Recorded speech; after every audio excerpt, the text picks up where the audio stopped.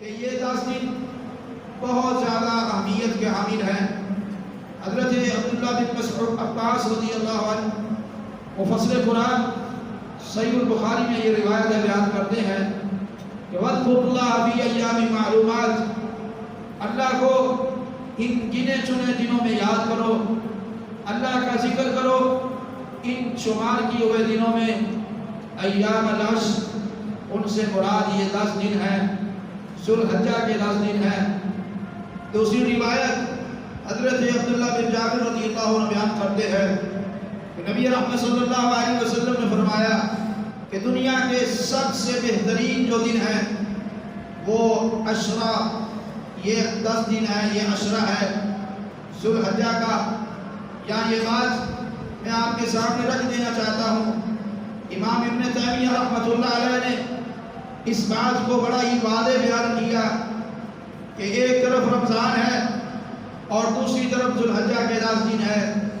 رمضان کی راتوں میں رمضان کا آخری عشرہ سب سے افضل ہے، اور اس میں بالخصوص رمضان المبارک میں تاک رات کی رات جو ہے وہ سب سے افضل ہے۔ ایسے ہی پورے سال کے دنوں میں سب سے بہترین دن جو ہیں وہ ذو الحجہ کے ابتدائی 10 دن ہیں، اور ان میں سب سے فضیلت والا جو دن ہے وہ یوم عرفہ کا ہے، جس دن اللہ تعالیٰ کئی لوگوں کو جہنم سے آزاد کر دیتے ہیں۔ ان دنوں میں ہر عمل جو ہے وہ اللہ کے ہاں بہت زیادہ محبوب ہوتا ہے۔ یہ جو خاص 10 دن میری اور آپ کی زندگی میں آ رہے ہیں بہت زیادہ یہ اہمیت رکھتے ہیں۔ شاید کہ عام دنوں کی طرح ہم ان کو بھی گزار دیں، انجانے یا لاشعوری طور پر یہ ہم ان چیزوں سے ناواقف ہونے کی وجہ سے خیر ہے جیسے عام روٹین ہماری چلتی ہے، کاروبار میں، معاملات میں، نیکی کرنے میں، صدقہ کرنے میں، خیرات کرنے میں، لیکن میرے بھائیوں یہ جو 10 دن ہیں یہ ان سبھی دنوں سے زیادہ فضیلت والے ہیں۔ حضرت عبداللہ بن عباس رضی اللہ عنہ روایت کرتے ہیں نبی رحمت صلی اللہ علیہ وسلم سے سوال کیا گیا ما العمل فی ایام افضل منها فی ہذہ، کہ ان ایام میں کہ ان کے علاوہ کون سے دن ہیں جن میں کوئی عمل افضل ہو سکتا ہے؟ فرمایا قال ولا الجہاد، کہ اللہ کے نبی صلی اللہ علیہ وسلم ان دنوں کے اعمال جہاد سے بھی افضل ہے؟ فرمایا قال ولا الجہاد، جی ہاں ان دنوں کے اعمال جو ہیں وہ جہاد سے بھی افضل ہے۔ مگر رجل خرج یخاطر بنفسہ ومالہ فلم یرجع بشیء، مگر وہ شخص جو جہاد فی سبیل اللہ کے لیے نکلے، اپنی جان اور اپنے مال کو وہ خطرے میں ڈال دے اور اس کے مال اور جان میں سے کچھ بھی واپس نہ پلٹے، وہ شخص افضل ہو سکتا ہے۔ اس کے علاوہ حتیٰ کہ انسان جہاد فی سبیل اللہ میں بھی جائے اور ان دنوں میں عبادت کرنے والا، صدقہ کرنے والا، نیک کام کرنے والا شخص نیک کام کرے، وہ اس مجاہد سے بھی زیادہ فضیلت رکھتا ہے۔ یہ اسلام کی ایک خاصیت ہے۔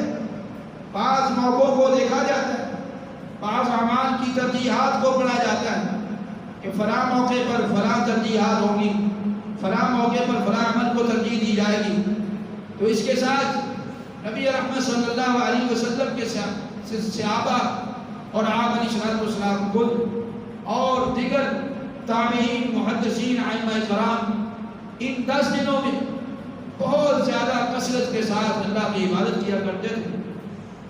کہ سعید بن جبیر رضی اللہ عنہ ان کے بارے میں آتا ہے اذا دخل ایام العشر اجتہد اجتہادا شدیدا، کہ حضرت سعید بن جبیر رضی اللہ عنہ ان 10 دنوں کے آنے کے ساتھ وہ اپنے آپ کے ساتھ بہت زیادہ کوشش کرتے اور شدت کی کوشش کرتے، اعمال کو عام نسبت کے ساتھ اور زیادہ بڑھا چڑھا کر کرتے۔ مثال کے طور پر اگر وہ فرائض کی تیاری کرتے تھے وہ ساتھ انہوں نے نوافل کو بھی بڑھا لیا، کیا قرآن مجید کی تلاوت کیا کرتے تھے، اختصار کے ساتھ اس کو اور اس کی تعداد کو بڑھا دیا، ہر کام میں اضافہ کر دیا اور بڑھ چڑھ کر کرنا شروع کر دیا۔ تو میرے بھائیوں میں اور آپ دیکھیں ہم ان ایام میں کتنی اہتمام کے ساتھ عبادت کر رہے، ان ایام کو ہم کتنی اہمیت دے رہے، ان ایام کے ساتھ ہمارا کتنا تعلق ہے. اور ان ایام میں ایک بہت بڑا جو کام ہے وہ تکبیرات کا ہے، جس کو شاید کہ ہم عام مسلمانوں میں اتنی ترجیح یا اتنی اہمیت حاصل نہیں ہے.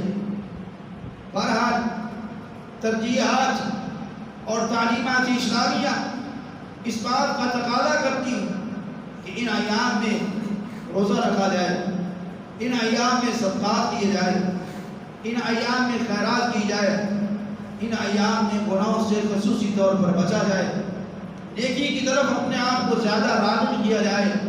تو ایسے ہی ایک روایت ہے حضرت ابن عمر اور حضرت ابو ہریرہ رضی اللہ عنہ کے بارے میں، ان دونوں کا عمل بیان کیا گیا ہے کہ حضرت عبداللہ بن عمر رضی اللہ عنہ اور حضرت ابو ہریرہ رضی اللہ عنہ دونوں شخصیت بہت بڑے عالم تھے اور بہت بڑے صحابہ میں ان کا نام تھا. روایات میں حضرت ابو ہریرہ رضی اللہ عنہ کا ایک نام ہے اور ان کے ساتھ عبداللہ بن عمر رضی اللہ عنہ عالم بھی تھے، فقیہ بھی تھے اور نبی رحمت صلی اللہ علیہ وسلم کی تعلیمات سے بہت زیادہ واقف بھی تھے. لیکن جب یہ ایام آتے ان کے بارے میں آتا ہے وہ دونوں ساتھی جو ہیں وہ بازار کی طرف جاتے اور بازار میں جا کر بلند آواز سے تکبیرات پڑھتے، تکبیرات ان کی سن کر لوگ بھی تکبیرات کو بلند کرتے. اور آج دیکھیں ہم لوگ مسجد میں بھی تکبیرات پڑھی ہی کنجوسی کے ساتھ کہتے ہیں، راستوں میں تو بالکل ہی نہیں کہتے. مسجد سے باہر نکل کر تو تکبیرات پر ہمارا رجحان ہی نہیں. صحابہ کا رجحان دیکھیے، بازاروں میں جا جا کر وہ لوگ جو اپنی تجارت میں غافل ہو چکے ہیں، لین دین میں پڑ چکے ہیں، وہ اللہ کے راستے سے ہٹ چکے ہیں، ان کی غفلت ان پر چھا گئی ہے، ان کو دوبارہ یاد کروانے کے لیے، ان کو یاد دہانی کروانے کے لیے صحابہ بازاروں میں جا کر بلند آواز سے تکبیرات کہتے ہیں. جب بلند آواز سے تکبیرات کہتے ہیں اور وہ صحابہ سن کر تکبیرات اپنی بھی تکبیرات ساتھ پڑھنا شروع کرتے ہیں. یہ ترجیحات ہے اسلام کی، ان خاص ایام کے ساتھ خاص طریقہ ہے. لیکن یہاں ایک چھوٹی سی مثال رکھتا ہوں. ہمارے ہاں بدقسمتی ہے، اگر کوئی بازار میں جا کر کہہ دے تو ہم لوگ اپنی اصلاح نہیں کرتے. یہ نہیں کہتے میرے اندر کمی ہے، مجھے تکبیرات بھولی تھی، اس ساتھی نے یاد کروائی، اس کا شکریہ ادا کر دوں، بلکہ ہم کہیں گے واہ بڑا مولوی آ گیا، بڑا حاجی بن گیا، ان 10 دنوں میں تکبیرات پڑھنی شروع کر دی. چھوڑو یہ مسجد کے کام، بازار میں کون سا یہ کام کرنے والا ہے. تو ہمیں یہ شرم دے دوں، میں خود اور آپ بھی، ہم سب اس بات سے شرماتے ہیں کہ بازار میں تکبیرات کہیں گے تو لوگ کیا کہیں گے. لوگ اگر آپ مسجد میں آتے ہیں تب بھی باتیں کرتے ہیں. صحیح مسلم کی ایک روایت ہے، نبی رحمت صلی اللہ علیہ وسلم نے بیان کی، آپ نے فرمایا ایک شخص صدقہ لے کر نکلا، وہ صدقہ لے کر نکلا، وہ راستے میں جاتے ہوئے ایک فحشہ عورت کو اس نے صدقے کا مال دیا اور واپس چلا گیا. لوگوں نے باتیں کی، عجیب سخی ہے، عجیب سخاوت کر رہا ہے، اس زانیہ کو دے کر چلا گیا. دوسری رات میں اس نے پھر ارادہ کیا، لوگوں کی باتوں کی بات کر رہا ہوں، تو اسے دوسری رات صدقہ دیا. تو وہ صدقہ لے کر نکلا، ایک چور اس کو مل گیا جو چوری کے ارادے سے نکلا ہوا تھا، اس سے ملاقات ہوئی، اس نے صدقہ اس کو دے دیا اور واپس آ گیا. پھر لوگوں نے باتیں کی.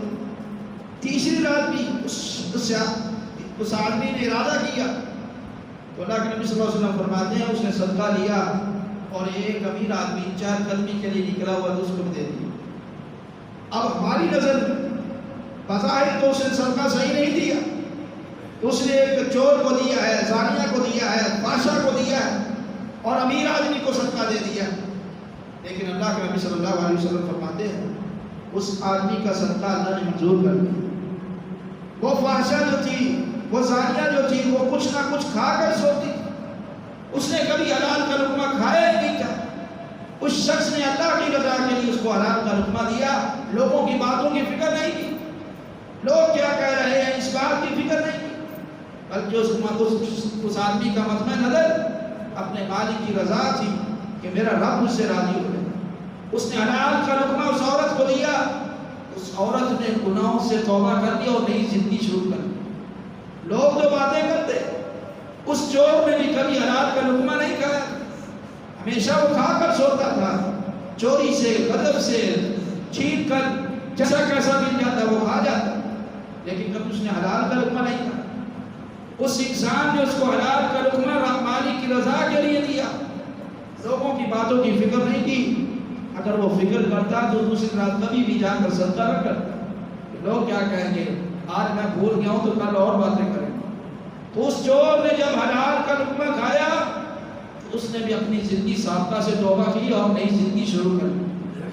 تیسرا جو شخص تھا، اس شخص نے کبھی بھی اللہ کے راستے میں مال خرچ ہی نہیں کیا تھا۔ مال جو اللہ نے اس کو دیا تھا بڑے سنبھال کے رکھتا تھا، کنجوس آدمی تھا اللہ کے راستے میں خرچ کرنے کا۔ جب اس نے حلال کا لقمہ کھایا تو اللہ نے اس کے دل میں یہ ترغیب پیدا کر دی، وہ لوگوں میں مال خرچ کرنے والا بن گیا، لوگوں کی باتوں سے نہیں گھبرا۔ اگر لوگوں کی باتوں سے گھبرانا ہے تو نبی رحمت صلی اللہ علیہ وسلم کی سیرت کو پڑھا کر، آپ کو پورا بھلا کہا جاتا تھا، آپ کے الٹ پلٹ نام رکھے جاتے تھے، لوگ تو کہتے رہے لیکن آپ نے اپنا مشن نہیں چھوڑا، آپ اللہ کے دین کی بات کرتے رہے، اللہ کے دین کی طرف لوگوں کو دعوت دیتے رہے۔ آج بھی یہ سنت ہم میں ختم ہو چکی ہے، ہم لوگ اس سنت سے دور ہو چکے ہیں۔ ہم بازار میں، مسجد میں بھی نہیں کہتے، بازار میں بھی تکبیرات نہیں کہتے، لوگ کیا کہیں گے، بڑے آگے مولوی، بڑے آگے دیندار۔ نہیں میرے بھائیوں، بلکہ ایک روایت ہے، اگرچہ میں بھول نہ رہا ہوں، تو کوئی شخص سنت کو آباد کرتا ہے، زندہ کرتا ہے تو اس کو 100 شہید کے برابر اجر ملتا ہے۔ ہم نے سنتوں کا ایسے ہی چھوڑ دیا ہے، لوگوں کی باتوں سے ڈرتے ہوئے، لوگ کیا کہیں گے، لوگ کیا کہیں، لوگ کہتے ہیں میرے بھائیوں آپ جتنا مرضی اچھا کام کر رہے ہیں تب بھی لوگ تبصرہ خیر تو کرتے کرتے، آپ برا بھی آپ سے بھی ہو جاتا بھی لوگوں نے باتیں کرنی کرنی۔ لوگوں کی باتوں سے نہ گھبرائیے، بلکہ آپ جو بھی کام کریں اپنے مالک کی رضا کو سامنے رکھ کر کریں۔ تو اس سنت کو آباد کریں۔ ان 10 دنوں میں پتہ چلنا چاہیے کہ مسلمانوں کا معاشرہ نہ تو وہی گانے، وہی آوازیں جو ابھی ہمارے ارد گرد سے آ رہی ہے، اگر ان 10 دنوں میں بھی آ رہی ہیں تو پھر ہم نے کچھ حاصل نہیں کیا۔ یہ ایام تو پوری کائنات میں سب سے بہترین اللہ نے دن بنائے۔ اس کے ساتھ میرے بھائیوں گناہوں سے اجتناب کیجیے۔ یہ ایام تزکیہ نفس کرنے کے لیے بڑے ہی اہم ہیں۔ چلیں پورا سال سستی کوتاہی ہوتی رہی، یہ 10 دن اللہ کو بہت زیادہ محبوب ہے۔ جیسا کہ میں نے آپ کے سامنے پہلے ایک روایت رکھی ہے کہ ایک شخص جہاد فی سبیل اللہ کے لیے جائے اور ایک شخص ان ایام میں عبادت کرے، اس کی عبادت کا بھی اللہ کے یہاں بہت مرتبہ اور مقام ہے۔ اللہ کہ وہ مجاہد جو اپنے مال اور جان کو اللہ کے راستے میں قربان کر دے، وہ اس دن انسان باقی ایام کی نسبت اس کی زیادہ